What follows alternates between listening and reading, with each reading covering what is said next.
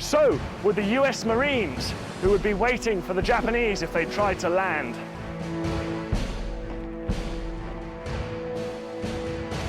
By June the 3rd, the pilots were waiting by their planes, the Marines in their bunkers.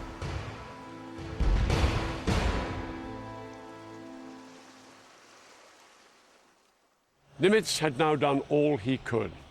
His ships were in position, his commanders briefed, and the garrison on Midway on full alert. But Nimitz knew he was about to be confronted with more aircraft carriers, more battleships and more destroyers than he had. He even knew roughly that they were coming from the northwest. The question was, where exactly were they all?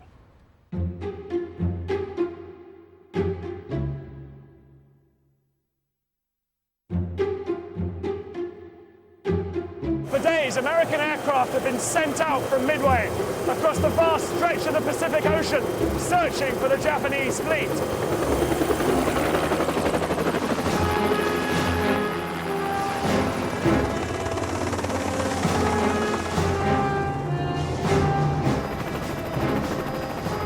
By the early hours of June 4th, 1942, the search was really hotting up. The code breakers had discovered that the Japanese planned to attack on the 4th, but there was still no sign of their fleet.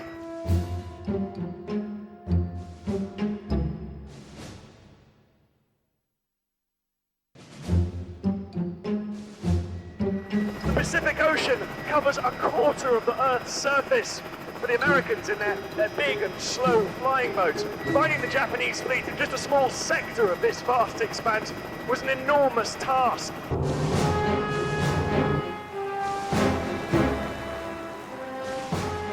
In fact, the 4 Japanese carriers had got within range of Midway without being spotted, and they had already launched their strike force.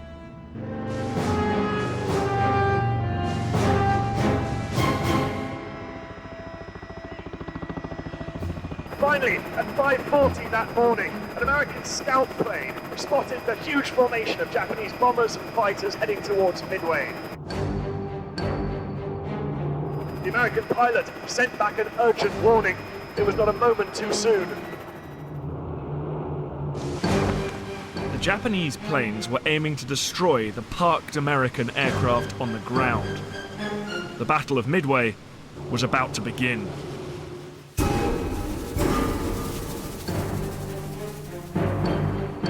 Within minutes, nearly every one of the American planes on Midway was taking off. The Americans were desperate not to be caught on the ground, as they had been at Pearl Harbor. A mixed batch of over 40 torpedo planes and bombers was dispatched without fighter escort to strike the distant Japanese fleet. And 25 fighters were sent up to intercept the formidable array of Japanese fighters and bombers that would soon arrive to attack Midway.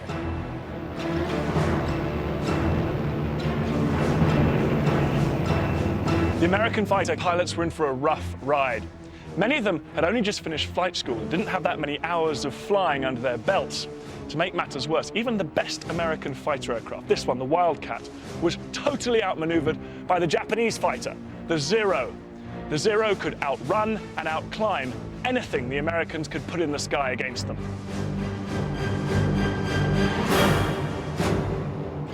These Zeros were going to be a real threat to the 25 American fighters sent to intercept them. Suddenly, Wildcats appeared and dashed through our formation.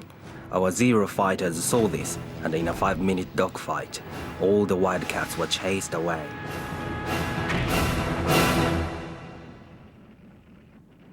The American fighters did manage to shoot down a couple of enemy bombers, but for the most part, they didn't stand a chance against the Japanese in their Zeros. After all, the Japanese pilots were among the most experienced and best trained naval aviators in the world. After only a few minutes, nearly every single American fighter that had taken off from Midway had been shot down into the ocean.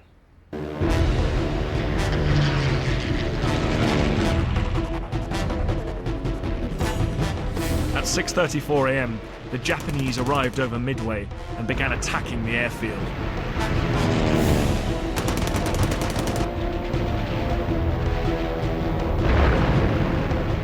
The Americans fought back bravely, but their island base was shattered.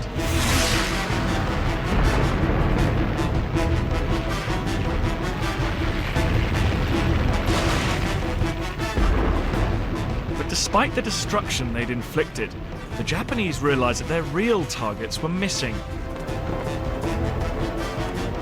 The American bombers weren't there.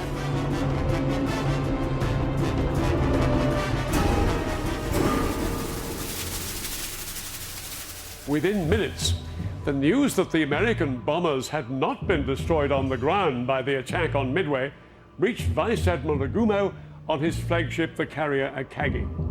But he didn't have long to wait to find out where they'd gone. They were now directly above his carrier fleet and beginning their attack. As the American bombers dived into action, they were pounced on by Japanese Zeros. Many of the Americans were shot down. The rest turned back for Midway. Not one of their bombs or torpedoes had hit its mark.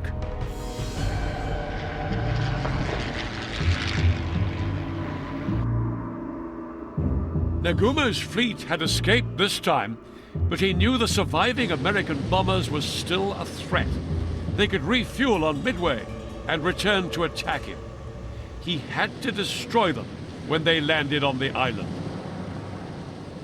On his carriers, Nagumo still had reserve aircraft. The trouble was they had the wrong weapons. They were armed with anti-ship weapons in case the US Navy showed up. But Nagumo was still unaware there were any American ships around, so he felt safe replacing these anti-ship weapons with land bombs to attack Midway. Below decks in the aircraft storage hangars of the Japanese carriers, new orders rang out. The crews quickly set to work removing the anti-ship weapons on the reserve planes and replacing them with bombs for a ground attack on Midway. While his men worked furiously on the hangar decks below, Nagumo, on the bridge, was suddenly confronted with a real crisis. He received another message, this time from one of his scout planes. It had spotted what appeared to be 10 American ships northeast of Midway.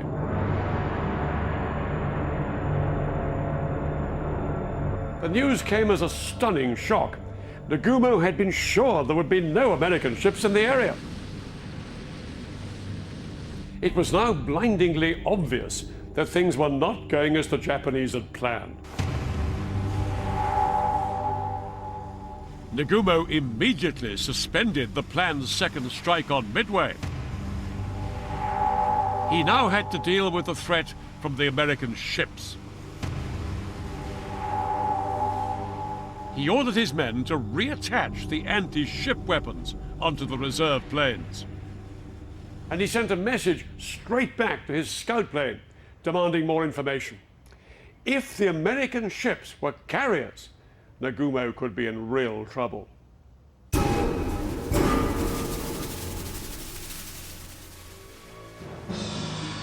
The American ships were, of course, carriers, and earlier that morning they had found the Japanese fleet.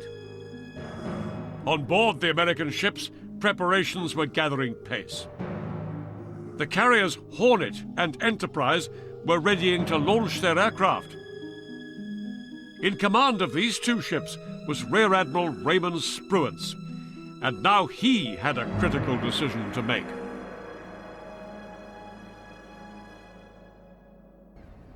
Spruance's carriers were located about 200 miles away from Midway, here on the map case. Yorktown was a little way off on its own. US scout planes had reported the Japanese carriers about 155 miles away from Spruance's position. The Japanese ships were within striking distance of some of his aircraft, but others could barely carry enough fuel to get there and back. There'd be little leeway for them to maneuver, even less for navigational errors. And if they ran out of fuel, the only place to go would be into the empty wastes of the Pacific. But Spruance decided that the critical issue was time. He had to hit the Japanese fleet before they discovered and annihilated his ships. He couldn't waste time moving his carriers any closer to the enemy to give his planes a better chance. So, in one of the greatest naval gambles in history, Spruance ordered all his aircraft into the air in one massed attack.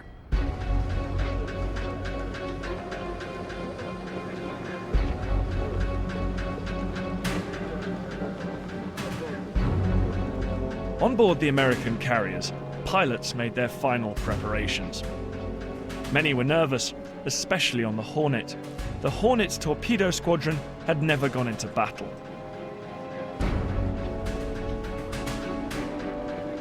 Many of them had never taken off from a carrier with a torpedo, or a pickle as they called it, slung below them.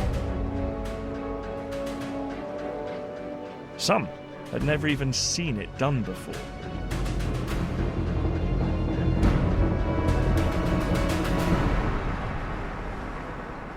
As they walked out towards their planes, the pilots must have had the words of their squadron leader still ringing in their ears.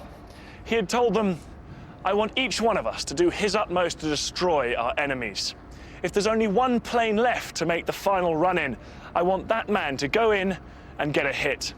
May God be with us all. Good luck, happy landings, and give 'em hell." After completing an inspection of the aircraft and its bomb, I climbed into the cockpit, and as I sat there waiting for the signal to start engines, I suddenly got the same feeling of apprehension and butterflies in the stomach that I got before the start of competition in high school.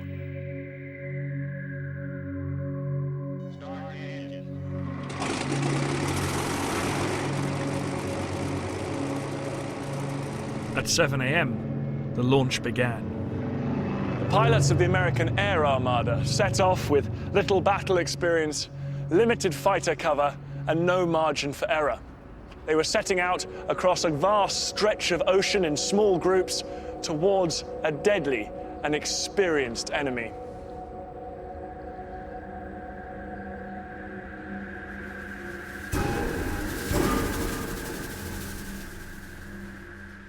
If things were looking precarious for the Americans, back on Nagumo's carrier, the Akagi, events were beginning to get out of hand. Nagumo had been desperately waiting for his scout plane to tell him what kind of American ships it had spotted. Now, it gave him its answer. The enemy is accompanied by what appears to be a carrier, bringing up the rear.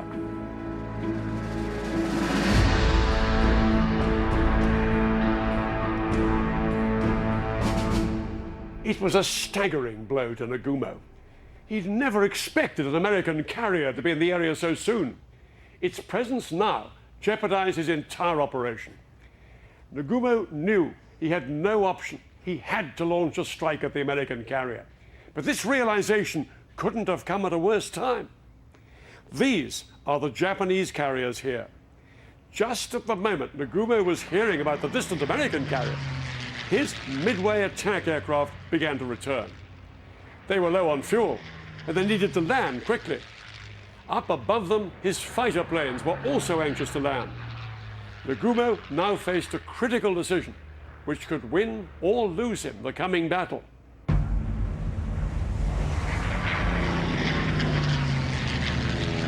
He still had his reserve planes sitting on his carriers, but not all of them were loaded with the anti-ship weapons he now needed to attack the American fleet. He could choose to launch an immediate limited strike with the few reserve planes that were ready before his Midway attack aircraft landed. Alternatively, he could delay launching, land the circling Midway attack force, and then launch all his reserve planes, which by then would be fully armed with anti-ship weapons. It'd be a big risk. It would take an hour or so, but at the end of it, he'd be able to launch one huge attack, sure to destroy the American fleet. And that is what he decided to do. He would land his Midway attack force and wait until all